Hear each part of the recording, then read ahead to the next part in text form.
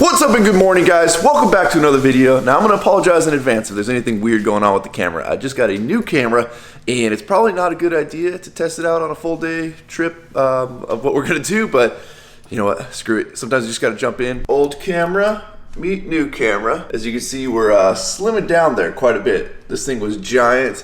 It served me well for many years, but I think it's time we upgrade to this newer, sleek little model. But we are still bringing old Trusty on the trip with us. Oh, and before I forget, we got some Odyssey batteries that have shown up for the SEMA Tahoe build. So we have made it to HQ, aka Work for World Headquarters 2.0, and well, I can already see the lighting's a little screwed up. Hold on.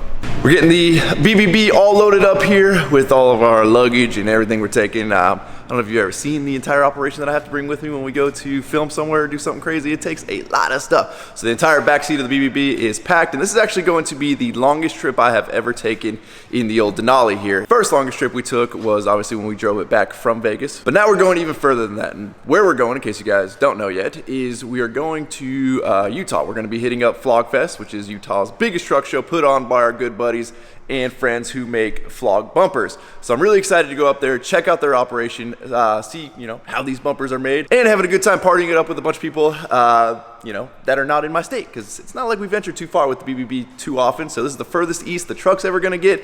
Hopefully we don't run into any issues along the way. One of the things I wanted when we were planning out this truck is I wanted it to be a reliable daily driver, which in that means you should be able to take it on a road trip and not run into any issues, and still be a decent show truck. So to kind of fit all those things into one thing, it's kind of hard because a lot of these like super done up show trucks, they don't ever go too far, or if they do, they're getting trailered. So let's see if the old BBB here is up to the task today. So if you guys don't already know by now, I absolutely don't like traveling, and you can kind of see all the stuff that we have to bring with us here. But the guys over at Flog have been so good to me over the last couple of years.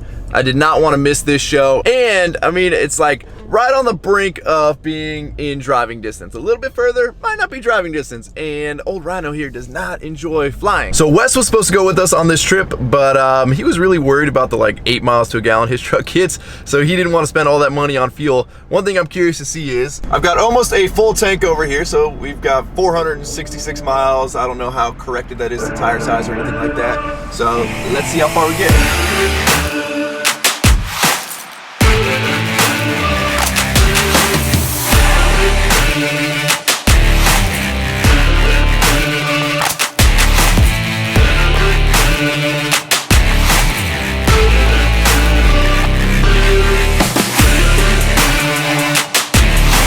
So far we are about, I don't know, I think we're still like 3 or 4 hours out from Utah. Had to make a little pit stop over here, number one for a thumbnail for the video, and number two because kind of got to take a leak. I'd say it's about, I don't know, 95 degrees out here, not super hot, but it's crazy. I always wonder where these little side of the road like off ramps take you to. It looks like a whole lot of nowhere, but somebody took the time to kind of pave this road.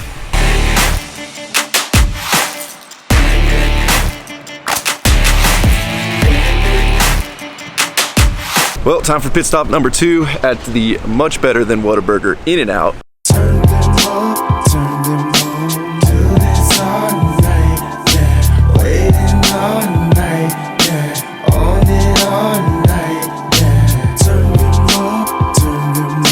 And of course, we're going up the grade, which means my truck is in the wrong gear and just blowing out black smoke. I always run my truck in tow haul mode going up a grade because it usually will get the truck to drop a gear when you start climbing the grade, but for some reason on this trip it's doing that a lot less. So, I'm anticipating we got enough fuel to make it, but when most of your fuel's coming out of your exhaust pipe unburnt, you kind of lose a lot of it.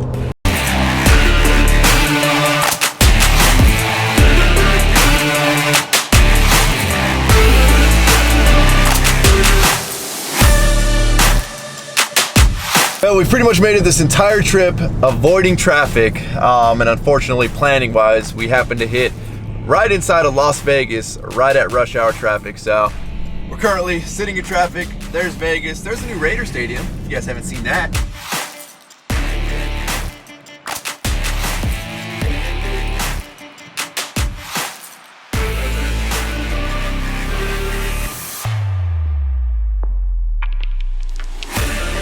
Well, we got 105 miles to go. My fuel tank says we got another 138. I'm 99% sure we'd make it on one tank, but apparently we're in what's called the Valley of Fire, and I feel like that's a really horrible place to run out of fuel if you're gonna run out. And we got $2.87 a gallon, way cheaper than California. Well, it's 108 degrees out here. We're at the, I don't know what, Indian reservation slash gas station slash fireworks stand, because what could go wrong with that idea? And it's so hot that they have to put rags on the door handles. This is in fact an entire tent in the back of the gas station full of fireworks. Wonder if they got any snakes, any sparklers, any, oh, we got some whammies, imminent dangers. Ooh, go gorilla. So for those of you in free states, you guys get to play with fireworks all the time. Those of us in California, not so much. And any of the ones they do sell in California, they're super lame and boring, and well, they're not even legal where I'm at. Now you come to real fireworks stands and like, they pretty much like give you fireworks for free. Buy one, get two free, buy one, get one free. Need to leave California. Well, I found the sparkler section. I didn't manage to find any snakes, but I found, I think, the one we need to get, guys. We need to get the big one. 1,600 bucks. But look how many shells are in this thing. That is a huge box. And apparently they're making a killing because they've got a bunch of them right there on that pallet.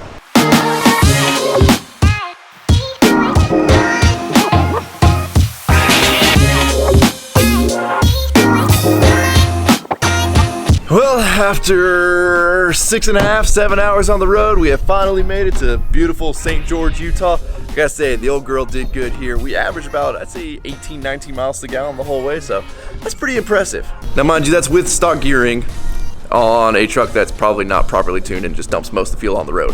So this is a little light travel day. Top floor. Penthouse suite. So I honestly looked at so many hotels, like I had 400 tabs open on my computer trying to pick a hotel. So I don't remember what this room looks like or what I even booked. This is gonna be a surprise for both of us. Well, it looks like we're the last room here. Let's see what we got going on.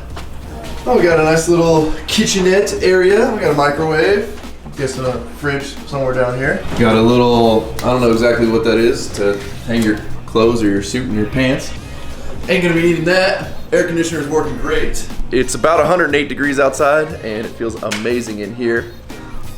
Nice king size bed, little desk here, do some video editing, couch. So one thing I noticed, and this was like one of the biggest deciding factors, and I know this makes me sound crazy, but when looking at hotels in Utah, nobody puts a, well, I mean, not nobody, but most of them put the TV like on the side of the bed, which makes no sense to me, and I have to have the TV to fall asleep at night. So this was the one that I figured out of all of them would be the most like easy to turn. Oh, there we go. And actually face the bed, but some were like so far out of the way, it just made absolutely no sense, and I don't understand it. We got a nice barn door, sliding door style into the bathroom. One sink, decent shower over there. We actually got a decent little closet. Shower's a little small, but we can live with it. One thing I also noticed about Utah is there's not as many hotels as there are like condo complexes, which where we're at, they're gonna sell you for $600,000 and you're gonna live it. Out here, they build condo complexes and everybody buys them up and then just rents the entire complex out as like Airbnb style rentals, but like with one management company. So it's essentially a giant hotel, but it's all like 3-bedroom condos. So I contemplated doing that, but it's really way more than we needed. Well, now that all the stuff is in the hotel room, I'm gonna go down and move my truck. The ceilings up here are pretty low on the top floor. Look at the cart, just barely clears all the little exit signs. I guess I'm playing the bellhop today. This is my first time being in Utah, and so far my first observation, other than it is really hot and bright and sunny, is that at least at the hotel that we're at, the parking spots are significantly bigger than in California. And let's look at the damage here done to the front end of the truck.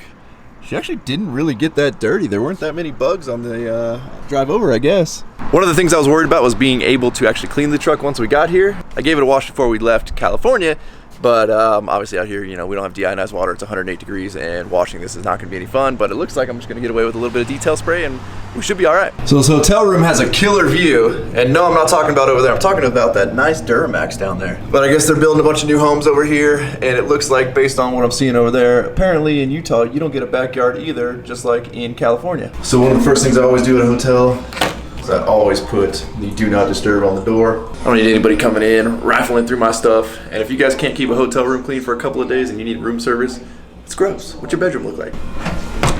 Well, as you guys can see, the sun is setting. It's getting dark over here. We're gonna go grab some food, go to bed. It's been too many hours driving today. Not a big fan of that. What do we got over here?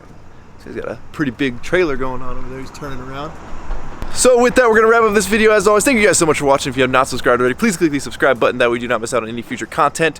Tomorrow, I think we're going to go tour Flog's facility, check out the bumpers being made, say hello to the whole crew over there. So that'll be a pretty sweet video for you guys. Don't forget to give this video a like, aka a thumbs up. Don't forget to check out workforapparel.com, because if there's anything you want in this life, you got to be willing to work for it. You guys are the best. I'm out. Damn.